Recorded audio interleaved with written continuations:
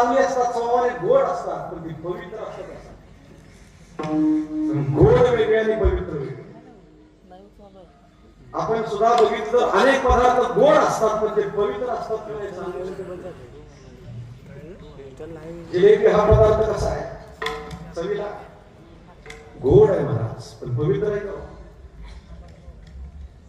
कोणी केली, कुठं केली, कशी केली ती जिलेबी माहिती नाही. ज्यांनी केली त्यांनी किती दिवस आंघोळ केली होती की नव्हती?